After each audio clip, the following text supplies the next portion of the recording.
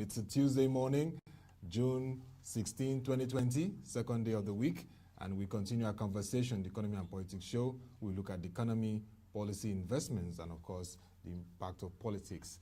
And today we have a very interesting conversation looking at leveraging the National Digital Economic Plan for Nigeria's industrialization.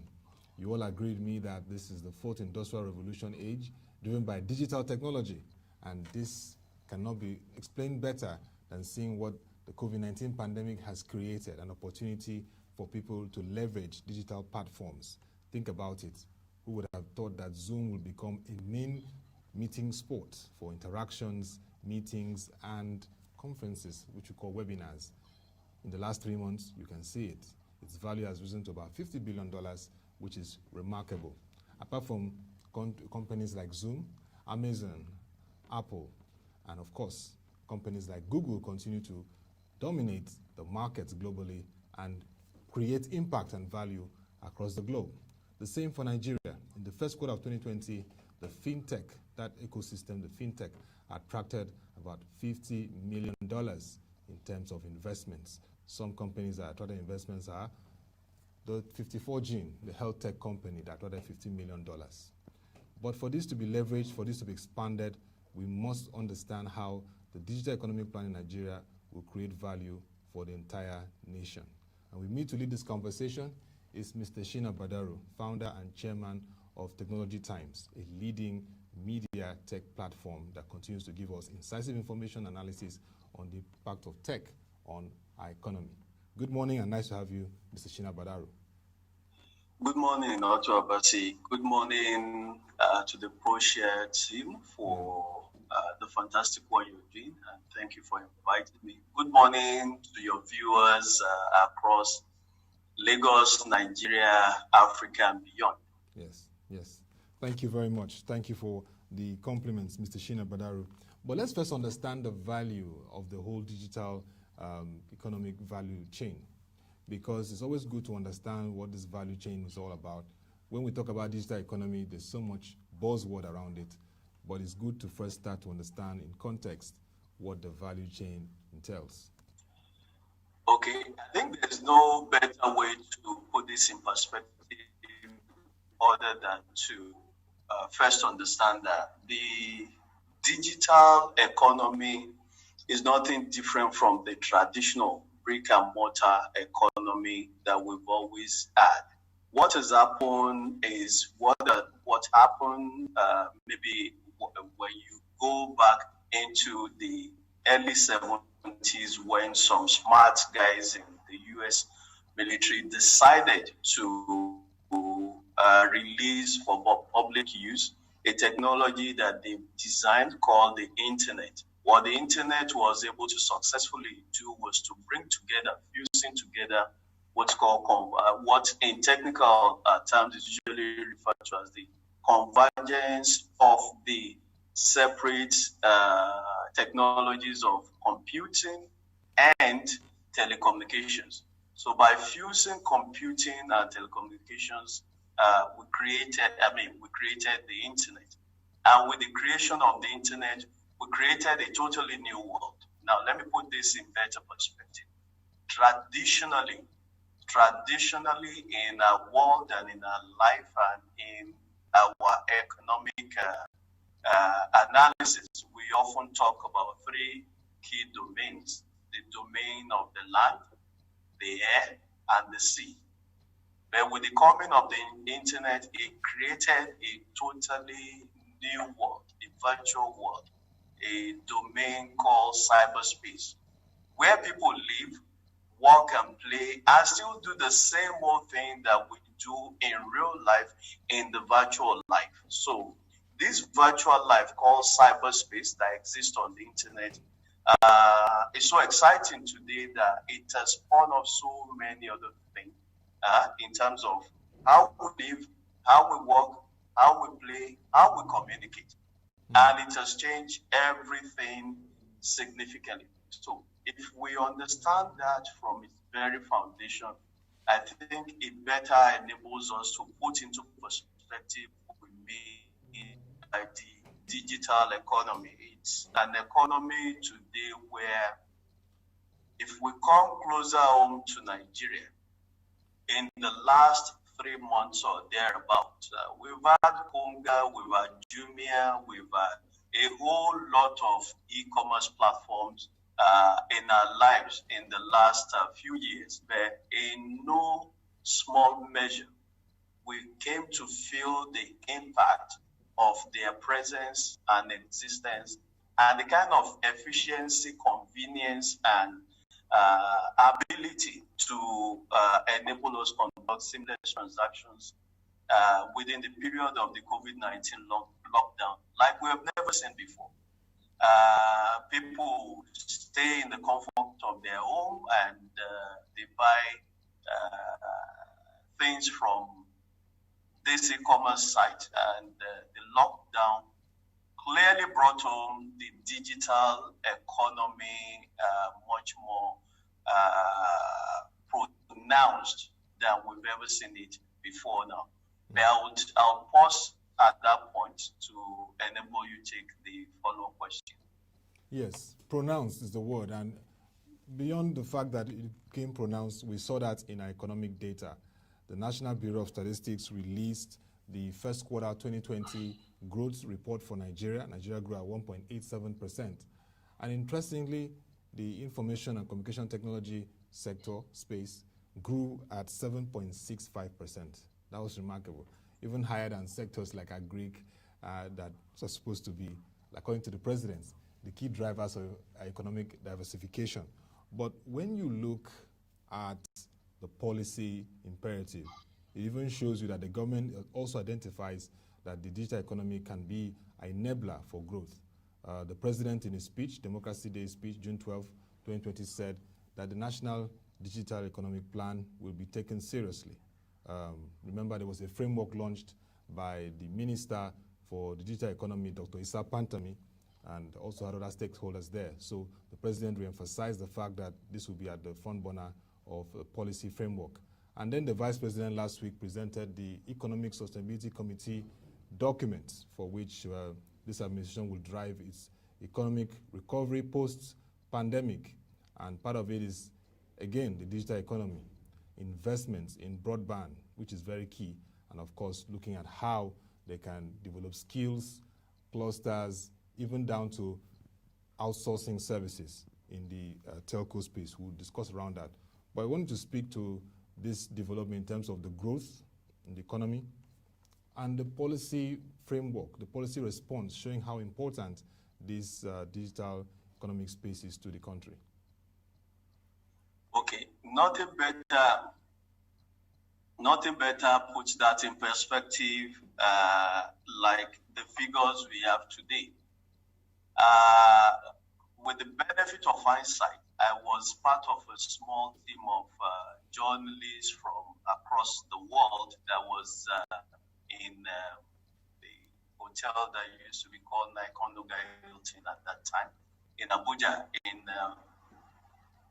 year 2001, when Nigeria decided to auction digital mobile spectrum, popularly called GSM spectrum, in year 2001, January that year, to enable the private sector to come in and be a critical driver in our national aspiration to use telecommunication, mobile technology to drive growth in our economy. Before that landmark spectrum auctions in Nigeria that was successfully conducted by the NCC, if you look at the figures at that time, the figures at January 2001 and the figures today will clearly reveal to you how much of a jump, how much of an explosion that has taken place in the telco space. In 2001, when Nigeria, by the way, there were lots of other small CDMA-based operators there who were not able to muster the kind of investment that was needed to realize this is our national aspiration of making sure that mobile phone or telephony at its very best became a tool for everybody. It became like, quote unquote, human rights, because back then you had people always repeatedly singing this song about the fact that, oh, just across the border there in the Republic, every Tom, Dick, and Harry take the mobile phone for granted, but it's usually the richest Nigerians alive that have the mobile phone.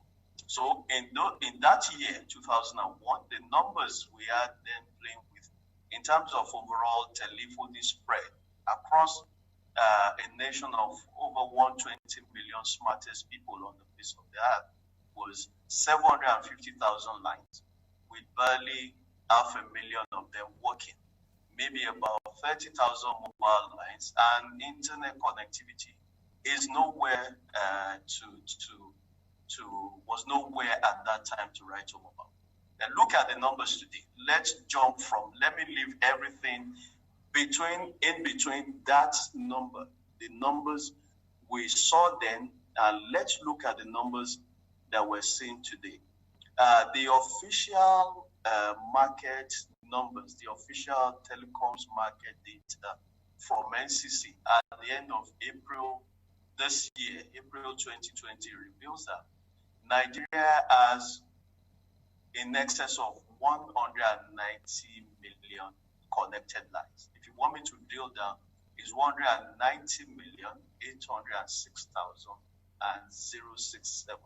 Wow. That's in excess of over 190 million connected phone lines in Nigeria. If you look further down, the number for internet connection today, as of April also within the same period, is 138 million. Specifically, 138,733,733. Now, that's for your conventional internet connection, traditional internet connection. But if you look at the number of Nigerians today who are using broadband, which is that faster grade of internet that enables you to do faster voice, video, data, and all of that. We have 75 million, over 75 million of them across Nigeria. The numbers represented by this figure shows that today, and this will help us put in perspective the opportunities as well as still the gaps that we have. As of today, we have 39.58% broadband connection across the nook and cranny of Nigeria. And that shows you that the window, as fantastic as the number, as the GDP contribution that you have highlighted could be, it still shows that if we have 39% broadband penetration in Nigeria, there's still a whole lot of room for growth. There's still a whole lot of opportunities to take this from the top of the pyramid all the way further down to the bottom of the pyramid, which is where we're having the challenges. Before we go further to analyze those growth, for the fantastic numbers that we can see or talk about across the sectors of the economy, there's still a huge skill gap. Nevertheless, as of last year, the number of people living in rural and underserved areas who still don't have access to those things we're taking for granted, the connectivity, whether for voice, mobile phone, or internet, there's still over 31.1 million unconnected Nigerians out there. So what does that mean for us? What that means in real time is that, yes, the telecoms sector has continued to be a huge driver of growth. It still has potentials to do a whole lot more from the numbers that I've shown you, because when we talk about the growth and we compare the telecom sector to other sectors of the economy, we often miss the point that the telecom sector has a huge amount of dormant capacity.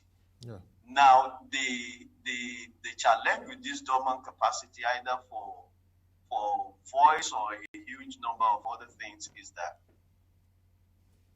it begins with the fact that getting these things down to the bottom of the pyramid that I've analyzed still remain a challenging task for the telcos who have made this investment.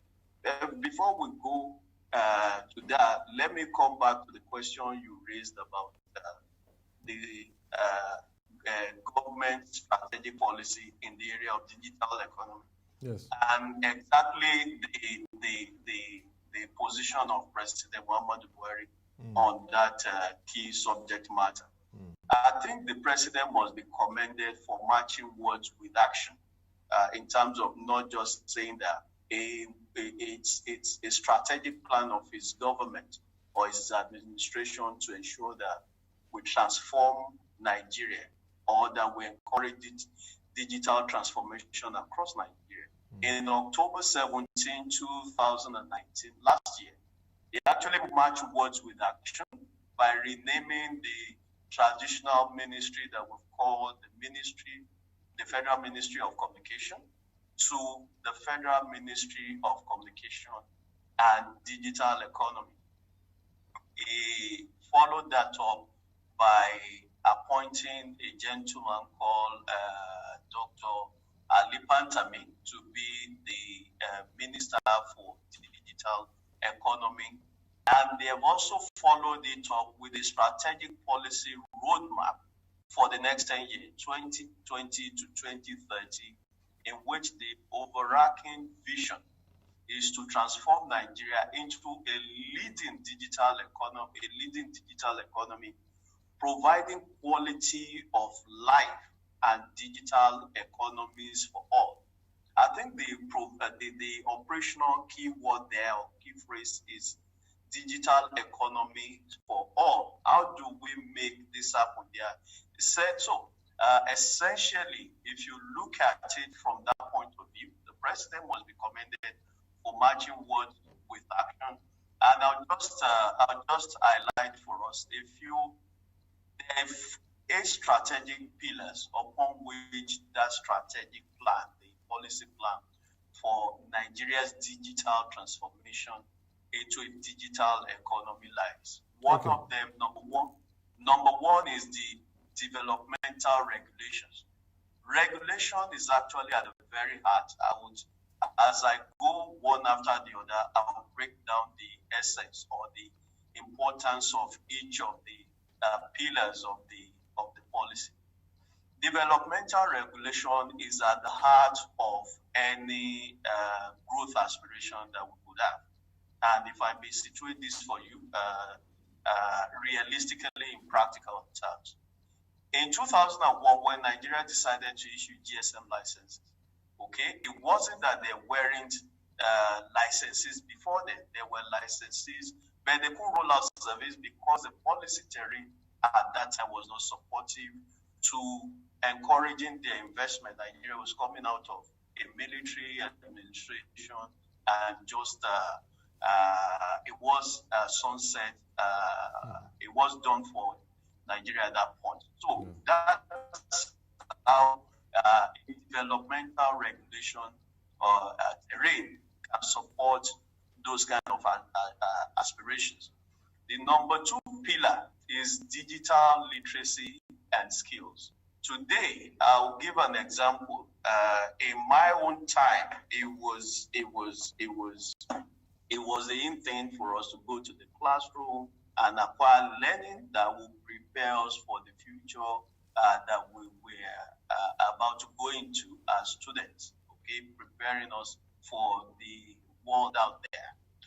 Today, my children and your children, children's children would no longer acquire learning or fit into the workplace of the future through the model in which we acquire that learning.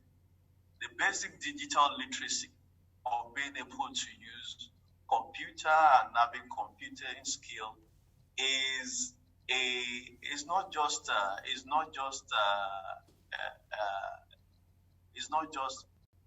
desirable. It's a must-have. Okay, there's no office that you're going into in which emailing and all those other things are not taken for granted. So in the workplace, in today's economic paradigm, the guys who will fit into the workplace of the future, who will function in the economy of today, in which e-commerce and all these other nice tech-driven things would be commonplace, would then need to have those basic skills like digital literacy and the digital skills. So I think that's quite forward-looking. The other thing, number 3, is the solid infrastructure. Okay, the solid infrastructure that will enable the ability of the service providers to take those services to the doorsteps of our homes. The number 4 is the service infrastructure. The service infrastructure also needs to be placed, and I think this is quite forward-looking of that policy. There's also number 5, which is digital services development and promotion. This can be overemphasized. Then there's also the soft infrastructure. What's the soft infrastructure? Look at us. We have, you have, Nigeria is a nation of fantastic budding talent, okay? Yes. Who have skills that are unimaginable by the time you introduce them to the basic platform there. So all of this soft infrastructure, if we deliver them, it would enable us to achieve that aspiration. Number 7 is the digital society. It recognizes the existence of digital societies and emerging technologies, everything across the spectrum from 4G to 5G, AI, Internet of Things, and various other fantastic things.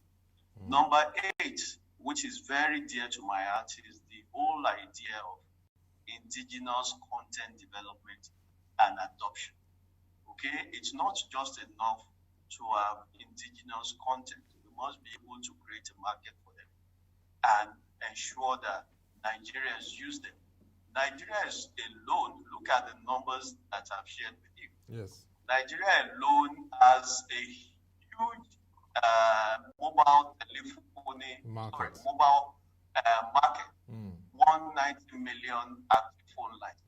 If you have somebody develop an app and target 190 million, and you're just able to do a fraction of, say, 1% of 190 million, or just 5% of that number, you can see how huge the market we have. So if we promote local content, and if we have the market also adopting the innovation arising from those local content, Nigeria alone is a huge market, and then we can also show the world the kind of skills that we need. So that's I think that substantially addressed that question. So let's look at infrastructure, the broadband. We've seen developments across the country. First, the leading by example of Governor Kayode Fayemi of Ekiti State, where he reduced the charges for right-of-way, and also followed by Governor Nasir El-Rufai of Kaduna State, and also Governor Abdulrahman Abdulrazaq of Kwara State. Isn't that the way to go for all states, to begin to create that enabler for this broadband infrastructure to unlock the opportunities in the digital economy? Okay, let me give you an industry insight or background. What Governor Fayemi did was just a file that has been lying on his table for a long time now. Wow. When the pioneer minister of communication technology, Dr. Mobola Johnson, Dr. Mobola Johnson, she conceptualized the idea of the Smart State Initiative.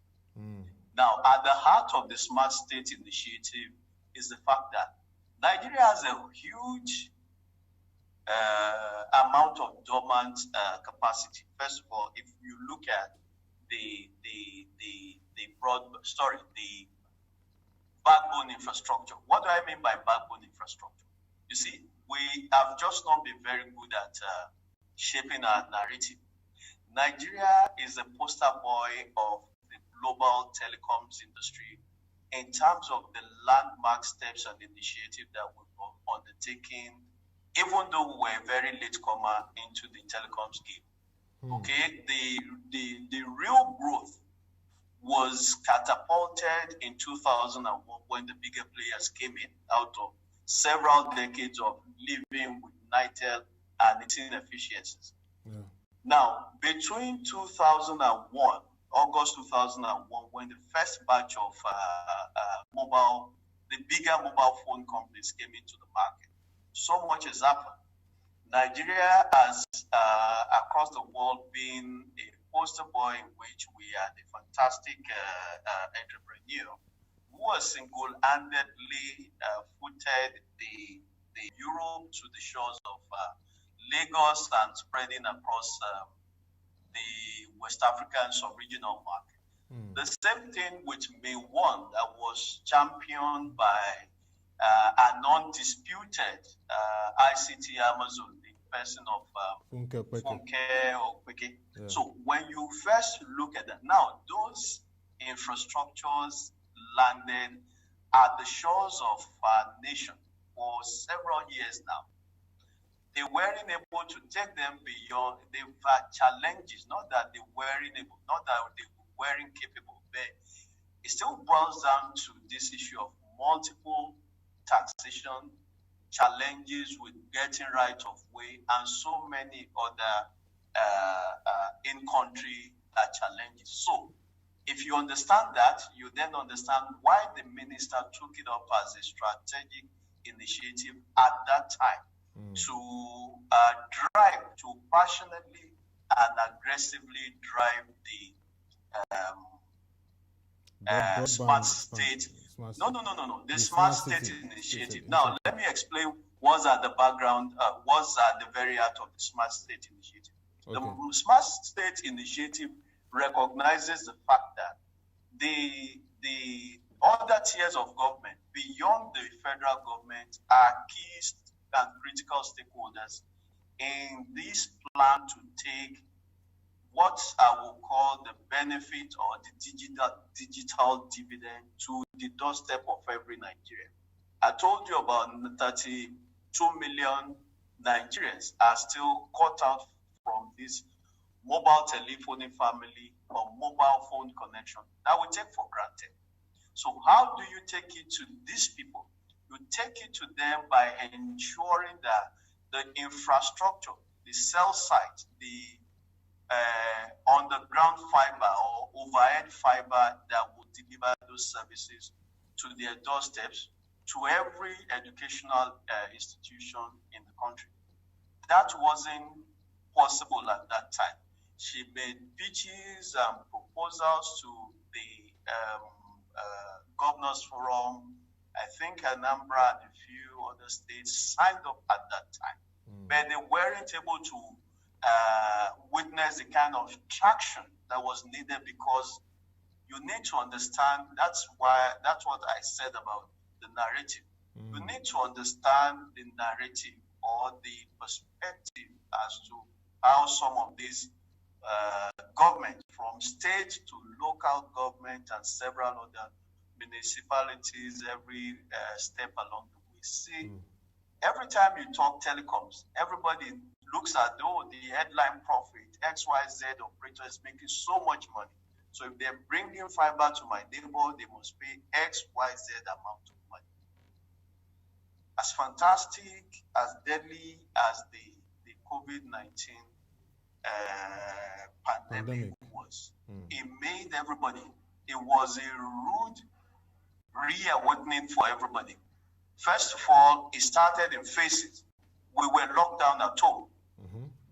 The way and manner that we traditionally run our lives, the way we live, the way we walk, the way we play, was suddenly frozen by an invisible enemy. a virus that we've never seen the like before in the modern world. Now, when that virus froze our lives, we shut down, we locked down, the economy virtually came to a standstill. People then started looking inward. If we're locked down at home, how are we able to say, across Lagos, are we able to buy from, say, buy our groceries from Oyibo Market?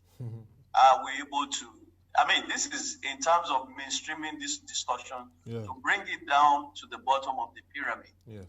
And interestingly, within that period, I saw a few interesting things radically evolve.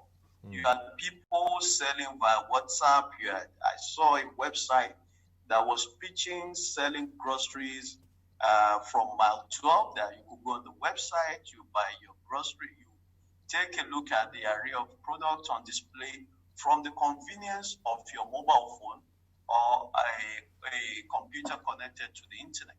You make the phone calls, you make your selection, you either pay, and you have the opportunity to pay when the product is brought to your doorstep. That's radical. Yes. You know why it's radical? Because it means that these things, the Zoom that we're all taking for granted, the Skype and the e-commerce, they've always been there with us. The tech sector has always pitched these propositions to Nigerians, but it appears that maybe they weren't pitching it very well, effectively. Maybe Nigerians were just so comfortable with doing things the traditional brick and mortar way. Yes, Konga is doing fantastic business. Yes, Jumia and all these other e-commerce sites, but we weren't seeing the traction that we would have wanted to see. So suddenly everybody woke up that, okay, this has happened and it has happened. What do we do to assuage the effect, the consequences, and the impact on our lives? So I think they took charge of and took leadership of the whole initiative by again reawakening the need to encourage telcos, to encourage companies in the infrastructure space to bring fiber into the estate, because they've now realized that, look, the world we live in today, it is no longer possible that the content of learning or education can be delivered in 2020 the way it was delivered in year 2001. It must be that there must be a huge pipe of connectivity, the kind of thing that broadband and fiber does, that connects those schools to the huge world of learning available on the internet. There's no knowledge that you're seeking that is not available on the internet. And with a good broadband connection to every home and every school and every community, they can participate in learning, they can participate in commerce. You'll ask me, how do they participate in commerce? A man in the remotest part of Ogun State, like my hometown, Abigi side, where I come from, we're quite good. We're home of the best Gary in the world. But more often than not, when the Gary is ready, my people will still physically have to bring it to Lagos, into Magbo, and all these other markets to sell. That's the conventional brick and mortar way of doing business. What about, can we sit back and just reflect for one moment that if the one back in my hometown has a channel that enables her to showcase our products, our services, our produce, and all of that to a world beyond the borders of our Bigi, beyond the borders of society, beyond the borders of Ogun State, into the huge market that they all target, and probably into Abuja. And maybe you never can say, probably into the West African regional market.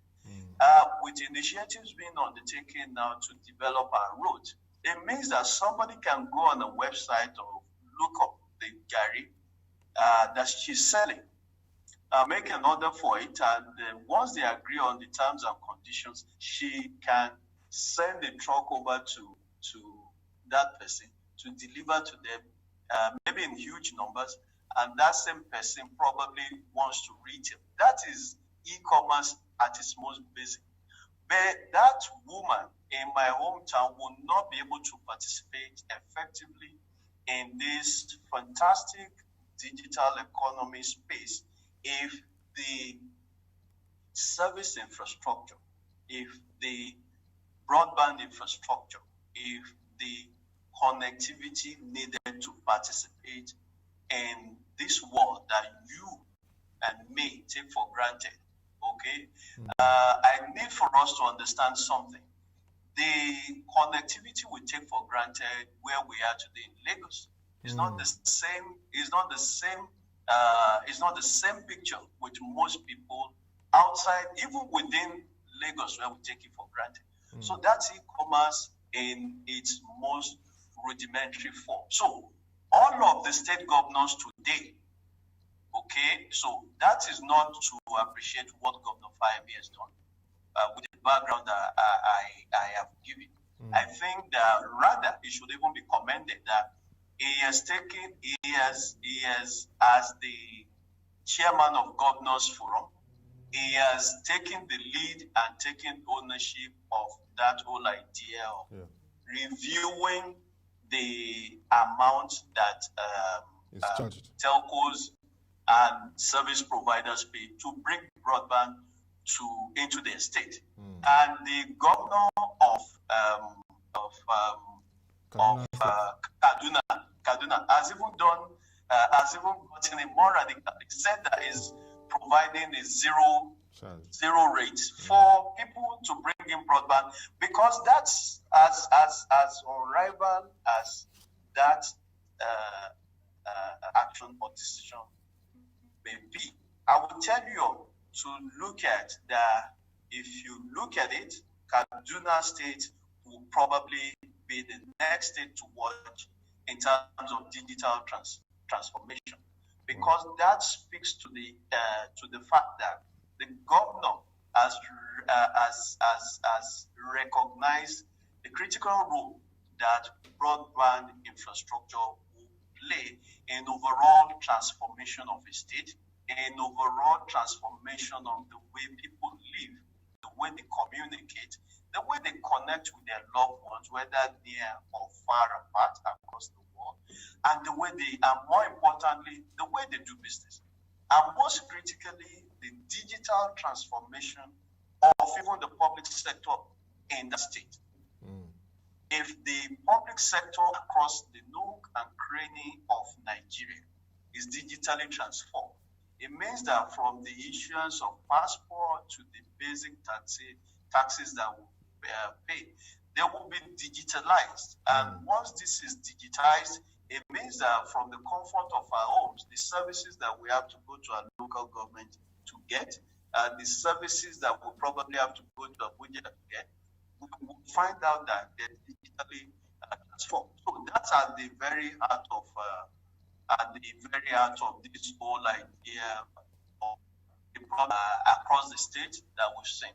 So at the end of the day, it will, just like a telephone that we all take for granted, every single state governor in Nigeria today would then, because if they don't recognize it as a must-have, they will be left behind. And nobody wants to be left behind in the race for transformation and in the race for being part of the digital economy that we've always talked about.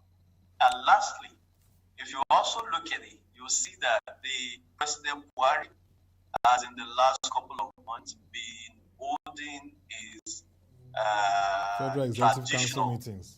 Federal Executive Council meetings every Wednesday via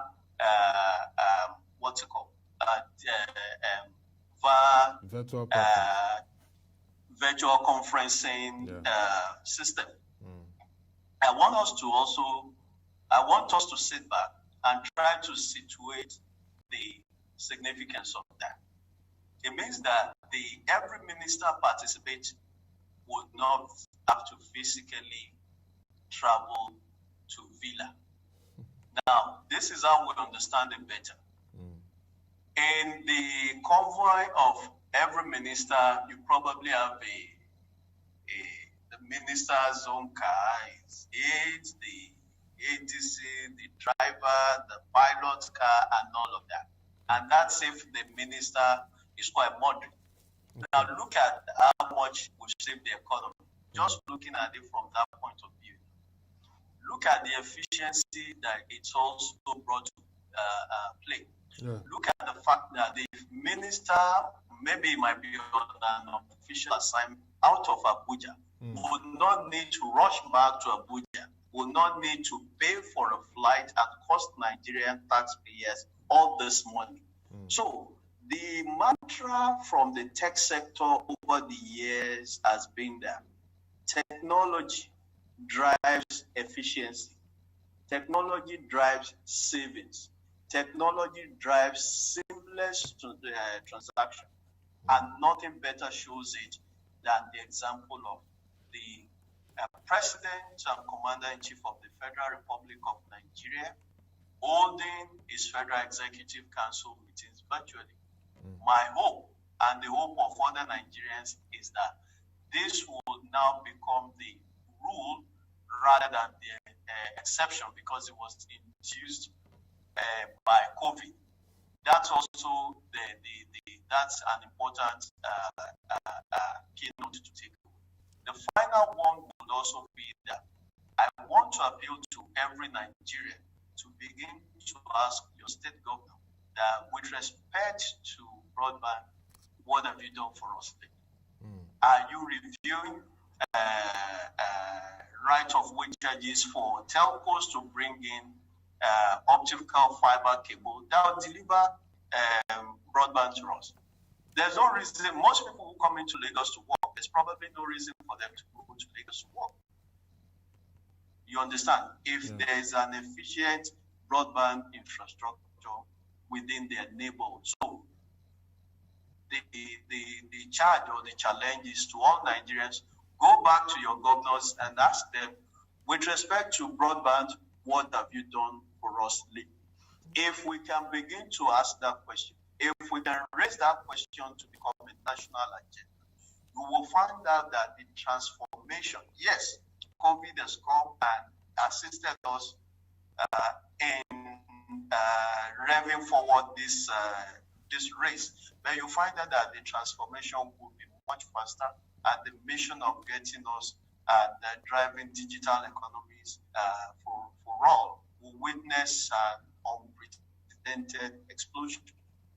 Thank you very much. Thank you very much, Mr. Shina Badaru. It was really nice. Indeed, we all have to ask our governors about their plan to deepen the broadband infrastructure. Already 3 governors don't need to answer that question now, but of course, the remaining 33 would have to tell us how they are doing. Services, financial services, e-commerce, the whole gamut of the economy. Thank you very much, Mr. Shina Badaru, founder and chairman of Technology Times, for giving us insights into how we can benefit from a digital economy. And we hope to have you subsequently to talk more around this, because we've not exhausted all, but of course we have to keep to time. Thank you very much. Thank you very much. I appreciate it. Yes. And that'll be all for the Economy and Politics show for today. News stories. Don't forget that 10 a.m. we have a market review, and you don't want to miss an interesting session as we look at the financial, capital market, and the economy. To come your way again, thank you for watching. Have a nice time and stay safe.